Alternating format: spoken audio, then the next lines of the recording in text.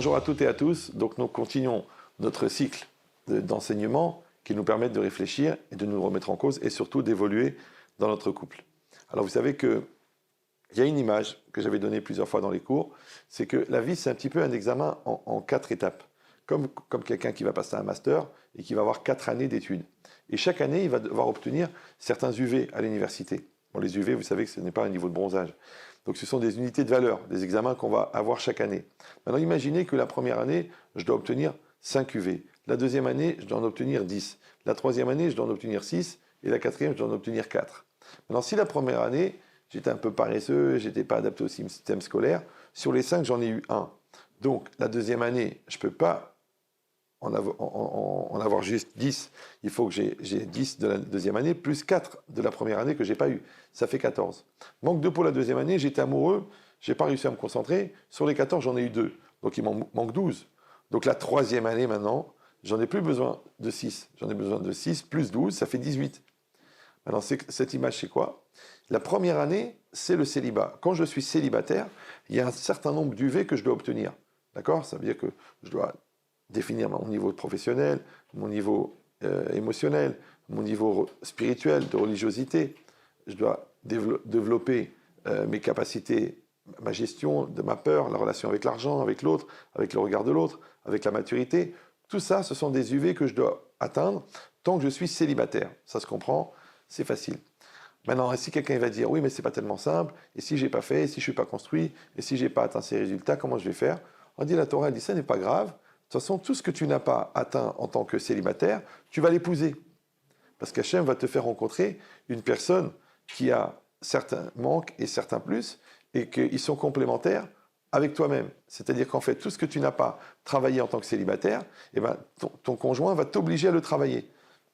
Alors, je donne un exemple. Si quelqu'un il a un gros problème avec le mensonge, soit il va rencontrer quelqu'un qui ment plus que lui, ça va être l'enfer, soit quelqu'un qui ne ment jamais. Ça va être le super enfer. Donc l'autre, en fin de compte, va m'obliger par rapport à ça à grandir. Et c'est le travail, et tout le travail du Shalom Bayit, en fin de compte, c'est quoi? C'est de compléter ma silhouette personnelle en utilisant les enseignements de l'autre. Et ça s'appelle le lien. Maintenant, évidemment, tous ceux qui vont refuser d'accepter que l'autre est complémentaire, ouais, c'est-à-dire qu'en fait, ils vont manquer de Emouna, parce que qu'est-ce que c'est la Emouna? La Emouna, c'est pas simplement de manger kasher et de faire Shabbat et de mettre les tefilines, ça c'est évident, puisqu'on est juif, d'accord? Sinon, il faut envisager la conversion. Donc c'est quoi la Emouna? C'est d'accepter que la réalité qui est en face de moi, elle est adaptée à moi. À plus forte raison pour un partenariat aussi long que le mariage. C'est-à-dire que si on va rester marié des années, ça veut dire qu'on aura besoin de la complémentarité de l'autre pour être ensemble. Maintenant, le problème, c'est que la complémentarité, elle est significative de la différence. Et la différence, il y a 2 solutions. Soit elle nous rapproche, soit elle nous sépare. Vous savez, les gens, je lui dis, mais pourquoi vous êtes mariés ensemble? Il dit, parce qu'elle était différente des autres. Ah, je dis, pourquoi vous divorcez? Parce qu'on est trop différents. Donc c'est compliqué. Est-ce que la différence, ça rapproche ou la différence, ça sépare? En fait, la différence, c'est comme des pierres. Avec des pierres, on peut faire un pont, ou avec des pierres, on peut faire un mur. Maintenant, si tu subis la différence, ça fait un mur. Si tu utilises la différence, ça fait un pont. Alors, de la même manière, quand je vais me confronter dans le Shalom Bayit, en fin de compte, en même temps, je vais construire mon couple, et en même temps, je vais compléter mes problèmes personnels. C'est-à-dire ma silhouette personnelle que j'aurais dû compléter avant le mariage, je vais continuer à la compléter en même temps grâce à l'autre, et en même temps, je vais construire le couple.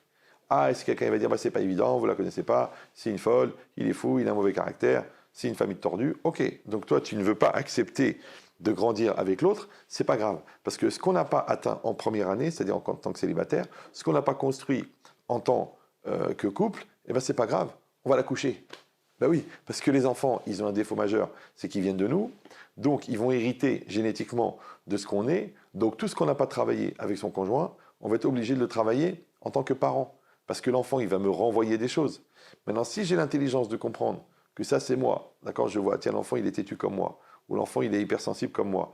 Donc moi, je peux l'aider à travailler, puisque je suis censé avoir fait ce travail moi-même. Si je ne l'ai pas fait, automatiquement, je lui en ai fait hériter.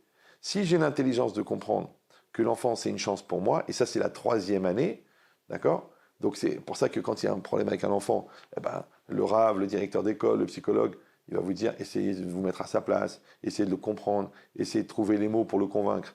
Mais pour trouver les mots pour le convaincre, il faut atteindre le niveau. Donc ça veut dire qu'en fin de compte, pour pouvoir le faire évoluer, il faut que vous évoluez vous-même. Ça veut dire qu'il faut éduquer l'enfant qui est en toi avant d'éduquer l'enfant qui est devant toi. Maintenant là aussi, ça va être tout le challenge de l'éducation.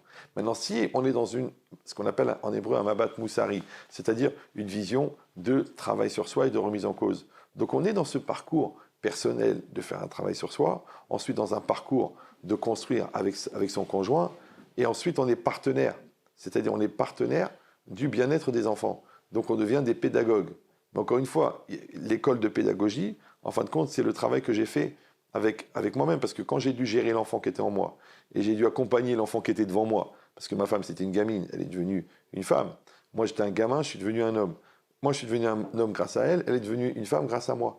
Donc quand on fait ce travail en complémentarité, ensuite c'est facile pour nous de regarder l'enfant et de dire ah ça c'est un truc à moi, ça c'est un truc à toi.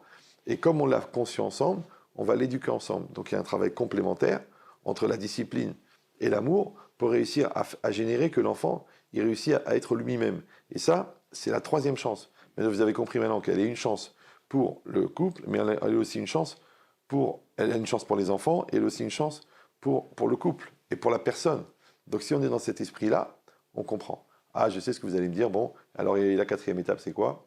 Eh bien, c'est quand on n'a pas réussi à faire le travail avec soi-même en tant que célibataire, avec son couple, en tant que marié, ensuite avec ses enfants en tant que parents, eh ben, c'est que quand les enfants vont partir de la maison, on va se retrouver tous les deux, et là d'un seul coup, on va dire, je crois qu'on arrive à un certain âge, on peut être un peu philosophe, et essayer de travailler pour compléter, malgré que les cahiers d'exercice, entre guillemets, des enfants n'est plus là, et malgré que l'autre n'est plus là, parce qu'on sait qu'on va vers une échéance, et que dans cette échéance-là, chacun essaye normalement de s'améliorer et de devenir meilleur.